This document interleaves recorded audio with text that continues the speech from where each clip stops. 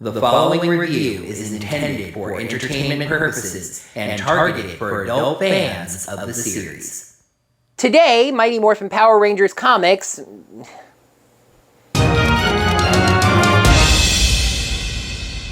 Hello there, heroes. I'm the Orange Ranger, and welcome to another comically long review. My apologies for not getting a second blast to the past video out to you folks before this video dropped. I am still getting adjusted to working 9 to 10 hour days after being off work entirely for a few months. I am going to try to work that video in somewhere before the next gap in the comics, but when it comes to the Boom comics, timeliness is next to godliness. Hey, couldn't they have been gods? The subject of today's review moves the Mighty Morphin comics into their new era. Sort of. Okay, so the publicity for these comics running several months in advance means we know some of the core details about what's going to be going on in the line as far off as October.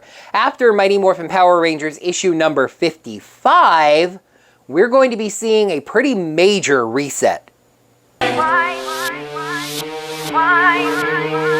Mighty Morphin Power Rangers will basically split itself into two lines, which will finally give us the replacement for Go-Go Power Rangers, by the way.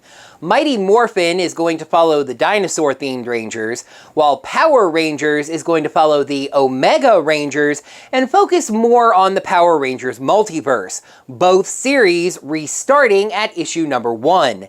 And by the way, Boom, thank you so much for not starting with a 0th issue again. So it ends up feeling like we have 5 issues of setup going into the major change in the fall, between the events of Necessary Evil and the next event in the Power Rangers comic universe, Unlimited Power. Not that the setup hasn't started with something very ominous and meaningful. Draken has arrived on Earth once again and is warning that they are coming. But who are they, and what dangers does the former Lord of the Coinless Dimension bring? Let's find out by taking a look at Mighty Morphin Power Rangers issue number 51, Aftermath. Please make sure you're subscribed to my channel to see all of my videos. Ring the bell, get your notifications set up so you're notified of whenever I post brand new videos. And if you're interested in lending any financial support to my channel, please consider checking me out on Patreon or Ko-fi at Orange Ranger Videos. Do have to throw in another little disclaimer here about a book that I could be reviewing right now. Wednesday, July 15th, when this book came out, was also the first free comic book day of the summer. Basically, Diamond Distributors has decided that instead of having one singular free comic book day that would jam a whole bunch of comic book fans into rather small local comic book shops while there's a viral pandemic going on, that it was a better idea to spread it out over the entire summer all the way up through September, releasing certain books each week and just spreading the whole thing out to try to be safer. However, how Free Comic Book Day is handled is actually up to the local comic book shops to decide. Diamond just sends the books out. And my local comic book shop guy doesn't really like the idea of spreading Free Comic Book Day out over so many weeks and months. So he did not make Road to the Ranger Slayer, which was released on the 15th, available for pickup on Wednesday, saying that he'll be holding a singular event at some later date. At the moment, I'm kind of debating between reviewing the book now based on whatever online availability I can find for it, since it's free, or reviewing it when I pick it up. Well, as I start talking about the covers, I once again will mention how I think some covers just do not get released for public viewing. Cover C of this issue, the Virgin variant, is just not shown anywhere that it's listed. We have a helmet cover, a grinning Rita Repulsa holding the Green Ranger's helmet. The Green Ranger themselves is reflected in the visor, but we can't see who it is. The trading card cover is Lord Zedd in a rather striking, pun believe it or not, not intended, pose. The main cover is basically the start of the issue, the 6 MMPR staring into the crater, Draken reflected in their visors. There's a spoiler-free version where it's just a glowing person. No. Not here. But when is here? And which here is here? What are you talking about? This wasn't part of the bargain! So the Rangers are familiar with who Draken is. It's a little unclear how or why, but the implication is that they've been told what happened in the former reality, probably by the Omega Rangers. Billy says Draken disappeared from Promethea months ago and nobody saw him after that. Kim warns that he might have help, but Tommy just speaks right to himself, saying he's coming with them to the command center. Draken takes it well. He leaps at the Rangers, attacking them and screaming and ranting like a madman. He says they aren't real, just dust and dreams, and they will not take his sanity. Aisha points out that's probably a lost cause at this point, but while he seems crazy, he's still powerful. But even now, he's saying that they all need to run now. Tommy knocks Draken the heck out, saying he's not running anywhere. Rocky drops a really tropey line, saying he figured Draken would be taller. It's also kind of funny, seeing as Draken is Tommy, who Rocky knows. Remember how the MMPR said they were looking for Goldar Tachi? Well, not very hard, as they don't seem to have moved. They contemplate their next move before the wall behind them explodes. Lord Zedd finds them berating their meager state. They say they thought he was dead, Squat suddenly becoming short-armed and weirdly cute, kinda chibi.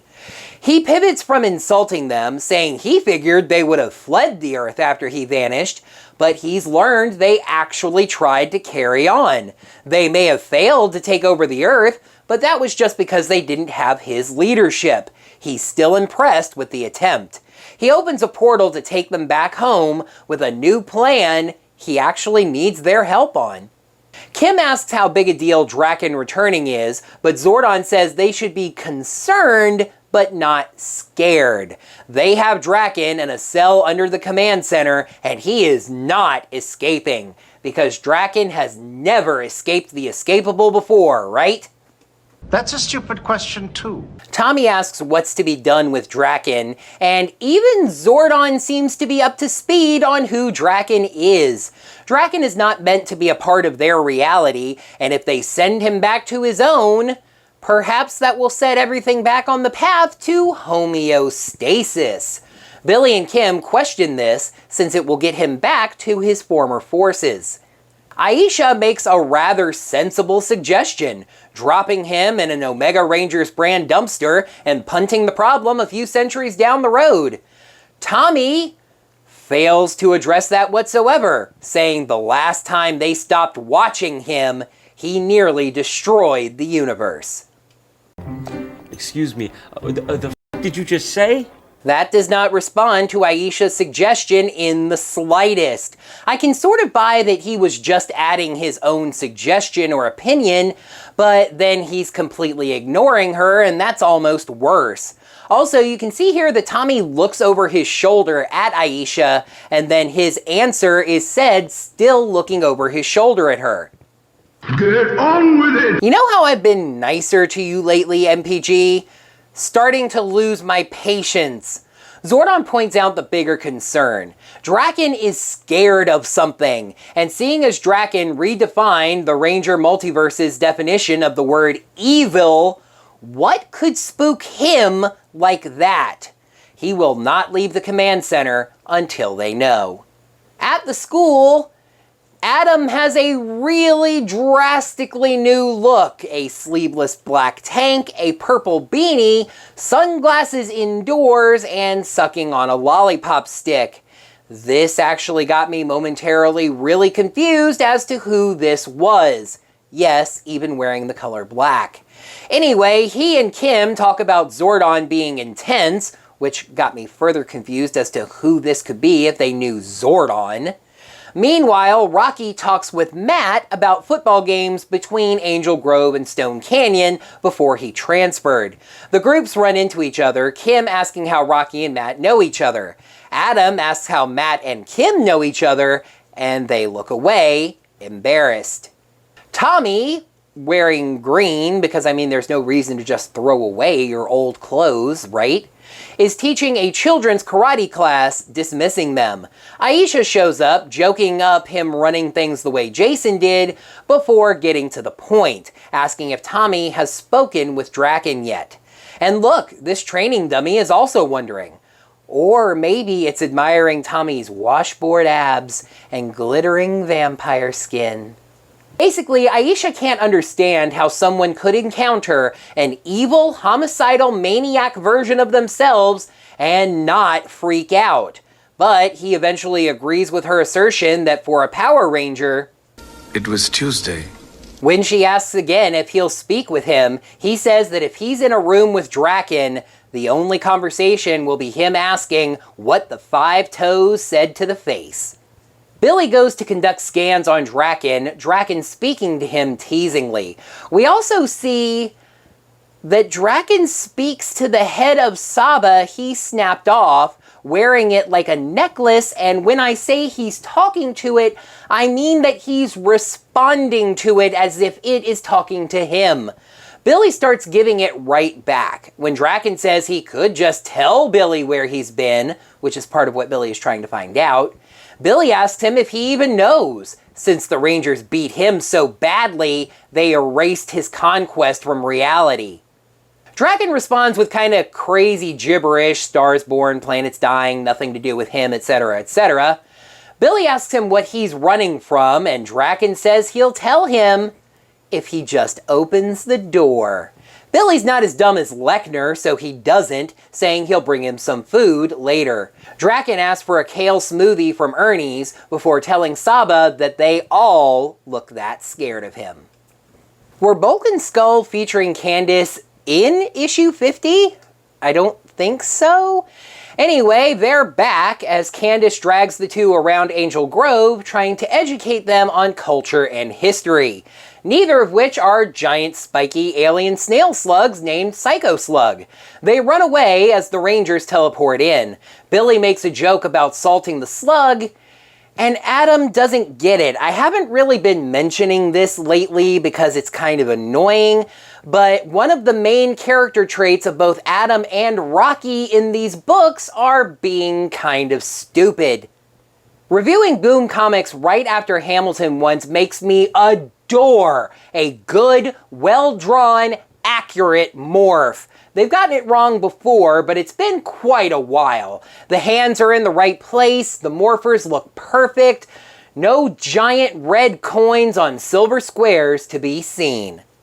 The Rangers kind of can't believe that Zedd's big return, so I guess they know he's free, or they never knew that he'd been captured in the first place, is a giant, slow slug snail. As they fan out to attack, it fires goo tentacles that leave acidic goo on their suits. Psycho Slug says, Lord Zedd told him to take his time. The Rangers pull their blade blasters, but the monster blocks the blast with its shell and then blasts them back. They decide that they should probably take this monster seriously. Tommy attacks alone, getting blasted back and knocked down. Psycho Slug leaps into the air and goes to slam Tommy with its shell. Tommy dodges and tells the other Rangers that it's belly up and to take the shot. They are right out in the open. Jimmy, take the shot. The other Rangers had already assembled the power blaster and blast the thing. It's defeated, but the shell remains. It then teleports away, which the Rangers realize probably isn't good. On the moon, Zedd congratulates Finster on the success of this monster. The minions are confused since it was defeated pretty quickly, but that was the plan all along. You see, Zedd wanted the Rangers to use the Power Blaster on it to recharge what was hidden inside. The green Chaos Crystal. Remember how Zedd said he needed his minions' help? He zaps them with the crystal and turns them into his new Dark Rangers. Black, yellow, pink, and blue. For some reason, Goldar's Yellow Ranger suit has a backwards Z while the others don't. The minions are grateful for this gift. Zedd had a lot of time to think while in the dumpster and realized that the Dark Rangers were a good idea, but humans could not be trusted with that power. He needed creatures that were truly devoted to him, but just needed some more strength.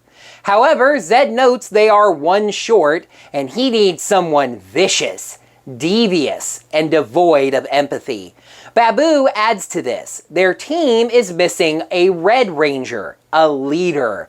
And if he wants a diabolical leader, he's got someone truly repulsive in mind. Whew! Surprisingly, a lot to unpack from this issue. Draken's return is made all the more fun by him being absolutely off of his rocker. I really like Draken in this issue. He's still preening and superior, but now absolutely completely nuts, especially in talking to the head of Saba. I've always found that kind of insanity so much fun. What's that, Scorpion Zord? Yeah, I told him it was fun. And then on the other side, the return of the Dark Rangers. I was actually caught a little bit off guard by this, even though this development had been spoiled by some covers we have coming down the line. I guess I just forgot about it or thought this might be coming even further down the line. Making Zedd's minions into the new Dark Rangers is a stroke of absolute genius. And the return of Rita Repulsa to be the Dark Red Ranger should make that even more interesting. We get a nice little action set piece in the fight with Psycho Slug, which could have felt a little tacked on since most of the story doesn't focus on it, but even that is actually related to the greater story at large. The only part that felt truly out of place was the Bulk and Skull and Candace section, which segues the action into the monster. This issue just flowed very, very well, getting Draken where he needed to be and setting up some of these tasty story threads we'll see the resolution of on down the line. Mighty Morphin Power Rangers issue number 51 gets a 5 out of 5. Next time on a comically long review, in Mighty Morphin Power Rangers issue number 50, Sally the Ranger Slayer walked through the generic triangular Stargate and back into her own world. But what dangers await her there? Find out in my review of Ranger Slayer number 1. That is going to do it for another comically long review. Heroes, thank you so much as always for watching. Now that the video's done, you can let me know down in the comments below what you thought of this issue as well as my review of it. And make sure while you're down there to smack that thumbs up button and let me know that you enjoyed this video. Until next time, heroes, may the power protect you. While Power Rangers will follow the Omega Rangers,